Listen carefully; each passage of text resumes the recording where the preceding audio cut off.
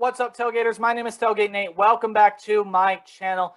The college football season is 2 weeks away, guys. Isn't that exciting? Week 0 again here is in a couple of weeks. Today, I'm going to be giving you my top 10 group of 5 and independent teams. And then over the next couple of weeks, I'll be giving you like top 25 championship playoff predictions, game day predictions, all the good stuff like that leading up to the season. So, hey, thank you guys so much for the support on the channel lately. It's been insane growth, so I thank you guys so much. I'm no college football expert. I'm just a huge college football fan. I know I am going to get some things wrong, but if you guys like what you see from me, you find yourself coming back, or, hey, this is your first time on my channel, please hit that subscribe button down below. You can also leave a like, share the videos as well. Help push it out, help the channel grow, push it out to people who might not see the content otherwise. You can also leave a comment down below. Again, be mindful of everyone else in the comment section. Again, you can tell me your thoughts on your top 10 group of 5 independent teams, how excited you are for this upcoming season. Really anything in the comment section below. Again, just of course, be mindful of everyone else. Be kind. So without further ado, before we do get in to my top 10 list, I felt like this list deserved an honorable mention slot. There are 130 teams in FBS, and I believe 66, give or take a few, are part of group of 5 and independent teams. So I thought this list deserved an honorable mention category. And originally I was going to do 5, and I was like, no, I'll do 6. Let's make it even. Well, I ended up pushing that to 8, and you can even fit in 9 here.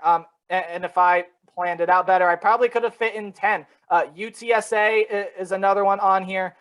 You could throw out maybe a team like, I don't know, Buffalo possibly could be on this list here as well. Marshall, maybe even Navy, Air Force. You could throw out a lot of other teams. These were the 8 that I felt were closest to making that top 10. Again, they're not in any particular order. I'm going to jump around a little bit. So representing the American Athletic, we have Houston, SMU, and Memphis. SMU and Memphis, we'll see where they play. They should have solid seasons this year. Again, both are going to look to replace some pieces. But Houston, I think, is going to be a lot better than some people think. Houston's a team that is returning a lot of experienced players.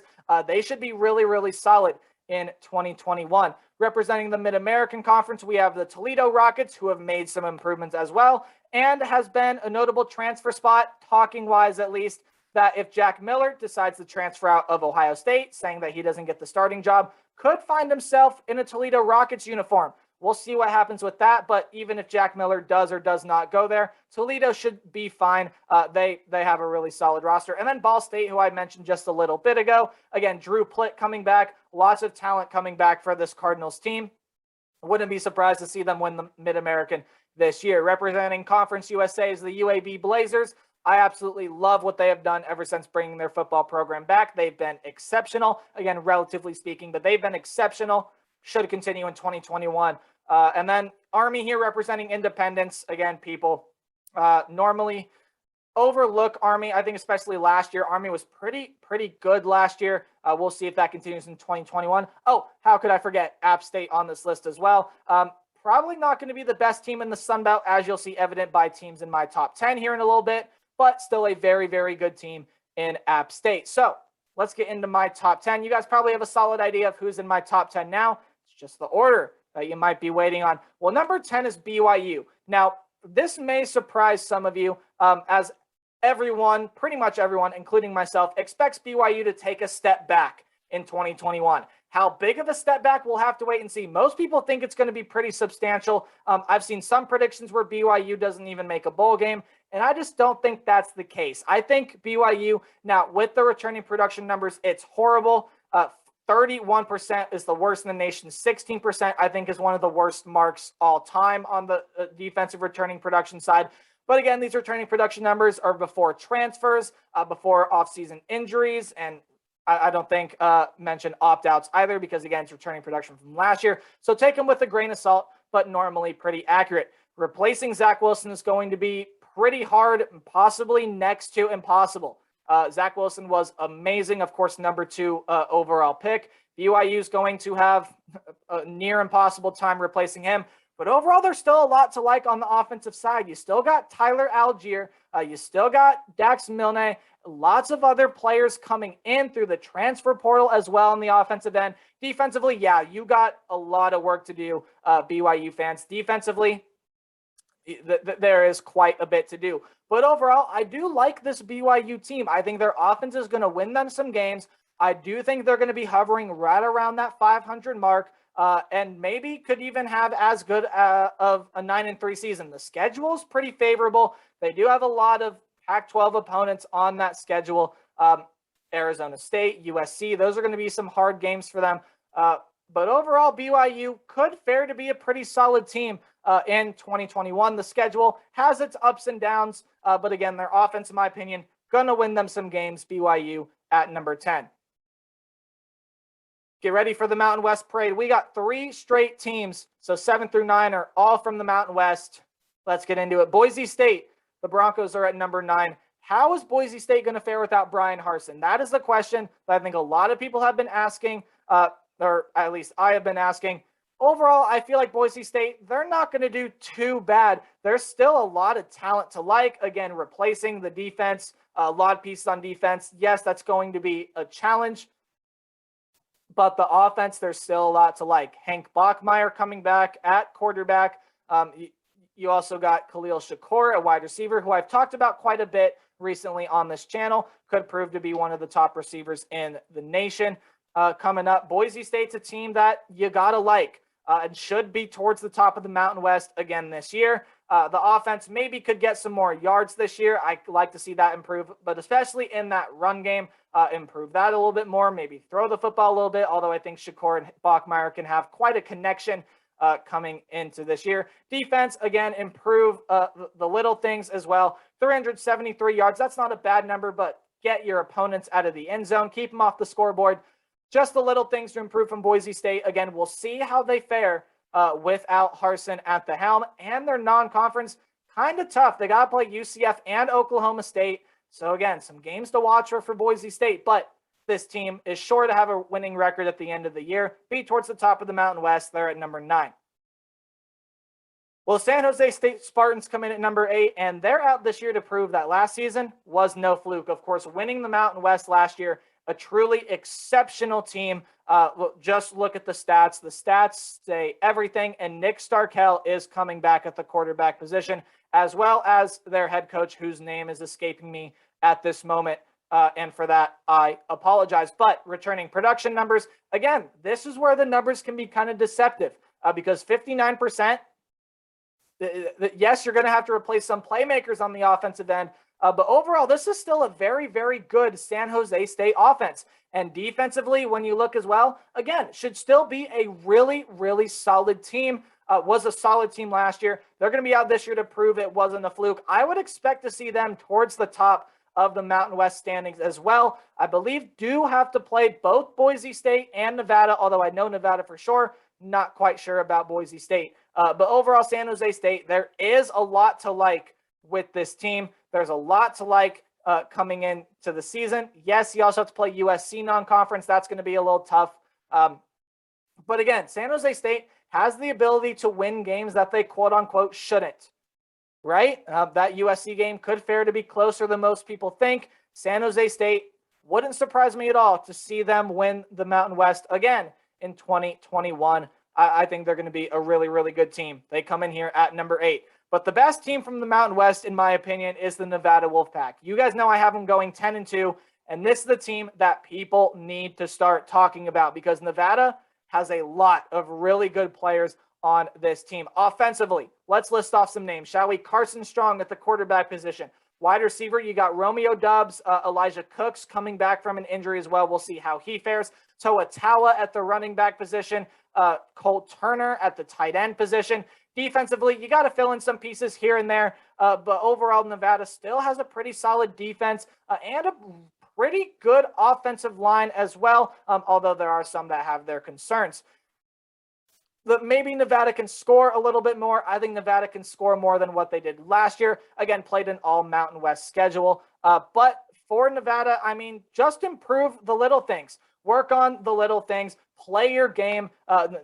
Nevada knows what Nevada likes to play a certain style of game, and they play it really, really well.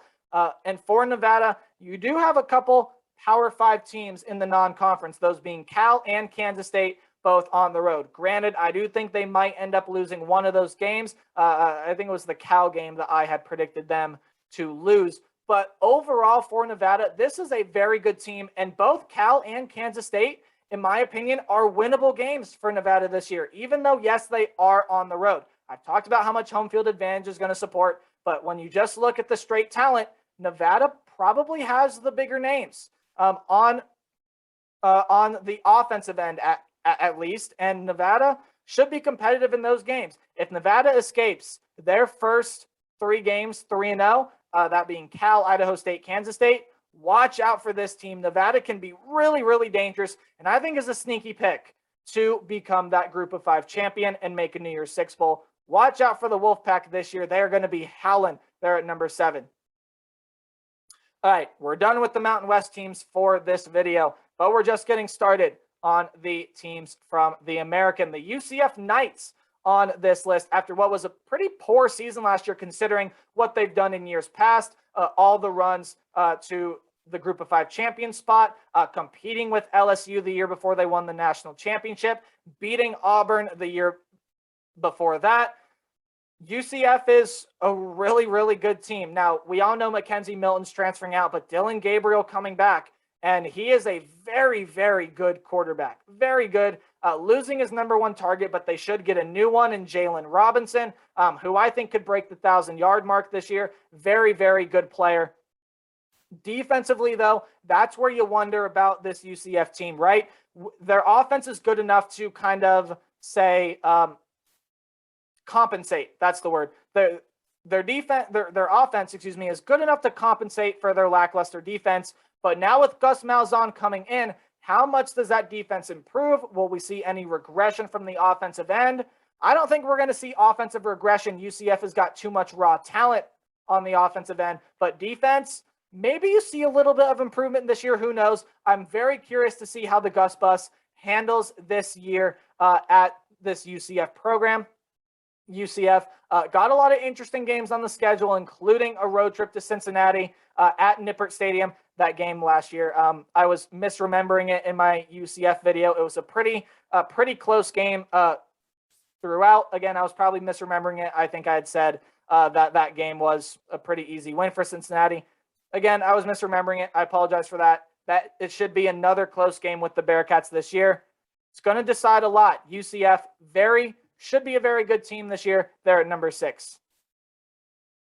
The Liberty Flames, the coolest name in college football, they cracked the top 5, coming in at number 5, and they slightly edge UCF for me. If you want to flip these two, hey, go ahead. I'm not going to argue with you too much. Again, all these lists are subjective.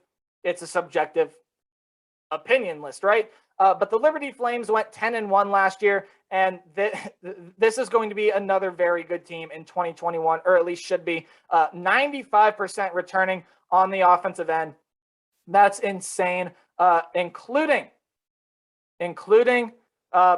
Malik Willis, the quarterback coming back for Liberty. A lot of people have said, oh, he could be a first-round pick. Well, I don't know about first round, but he's definitely going to go in the first 2 days of the draft in the top 3 rounds. Malik Willis is a fantastic player. He's got a lot of nice weapons out there. The defense as well, pretty solid. They might have to replace a guy here and there, but overall, Liberty is going to have a very good team. There's not a whole lot more to say about Liberty this year. Now, they should prove to be 9-0 at least until that final 3-game stretch. Or I should say this third to last and second to last games of their season, right? So that would be Ole Miss and Louisiana. Those are going to be some hard games. We'll talk about Louisiana in a little bit. Those are going to be some hard games for Liberty to win. I think they can keep them both competitive. So we'll see how Liberty fares in 2021. Should be a very, very good team with Willis still at the helm. Number 5 for the Flames. Coastal Carolina came out of the blue last year, didn't they? And I figure, well, Coastal Carolina should still be pretty good this year. Now, there are a couple reasons for that. The first and I think most obvious one is the return of all this talent, right? Grayson McCall coming back. Yes, you're losing CJ Maribel, but lots of pass catching talent out there as well. You got Isaiah Likely, some other playmakers at the wide receiver position, and defensively, it's the mullet. It's the mullet, right? Silas Kelly, Teddy Gallagher, among others, really, really key players on this defense coming back for Coastal Carolina. And people are like, I don't even know where Coastal Carolina is. Well, they came out of the blue last year, and they really did light it up, not being afraid to schedule BYU, a game that not a lot of people thought they were going to win, and then they ended up winning it.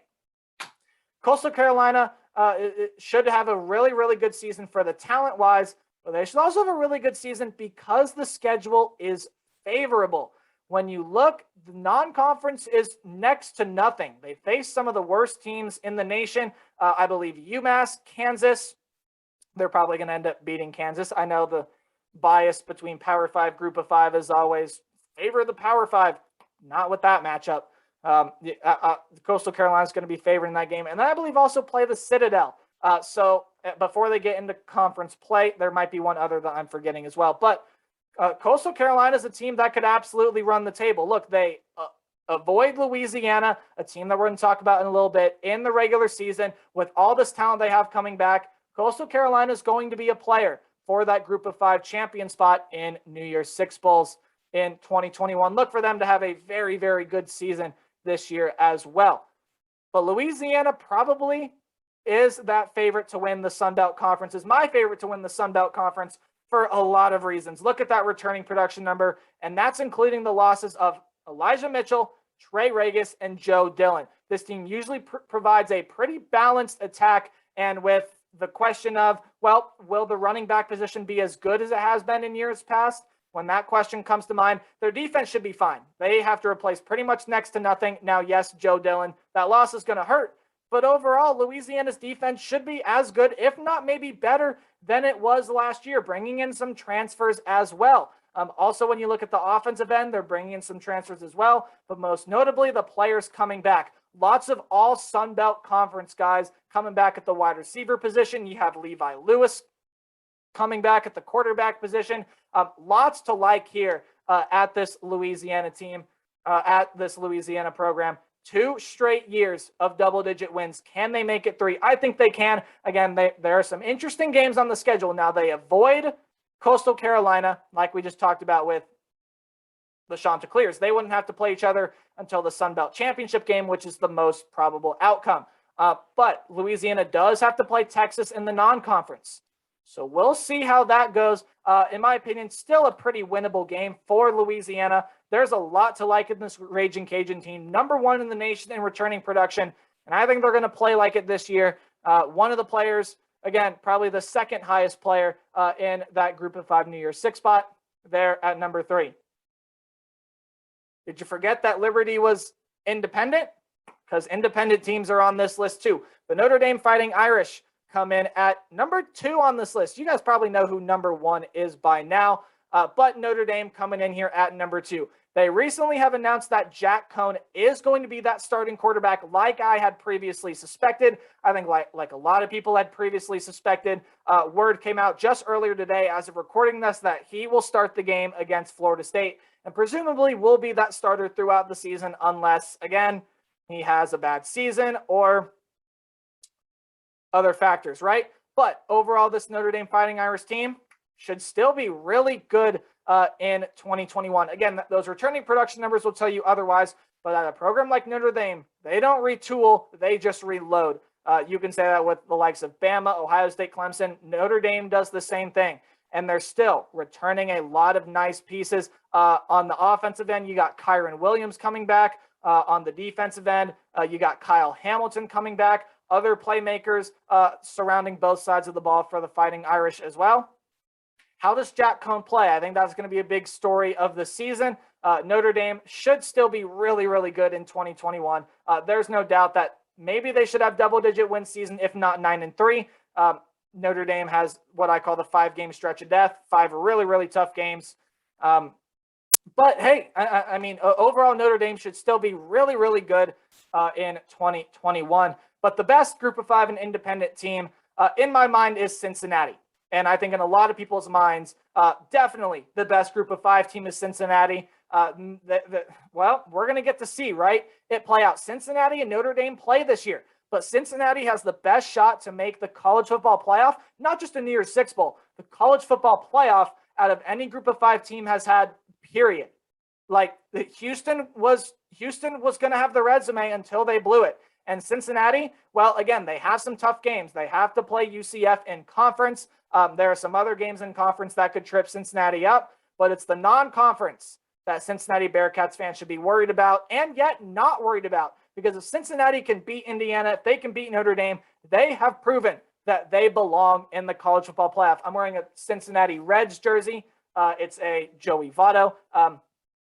Again, for this very reason, I believe in Cincinnati. I think people are still underrating this team. Luke Fickell has done a fantastic job. This defense should still be really good, and the offense should be really good yet again as well. There is so much to like here at Cincinnati.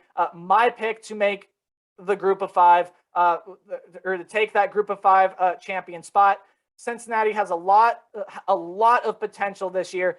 Could they run the table? Yes. Again, it's going to be hard. Going on the road to Indiana, on the road to Notre Dame, not going to be easy, but there's not a lot to dislike from the Cincinnati Bearcats. So, guys, that's going to do it for this list. We're going to leave it here at Cincinnati. What do you guys think? Tell me in the comments section below. You agree? You disagree? Again, this list is opinionated, subjective, so don't get too mad at me. But overall, if you guys like this video, I hope you guys enjoyed. Please leave a like, subscribe, comment, share the videos. Again, support the channel any way you can. It really does mean a lot to me. Remember to play hard, but tailgate harder.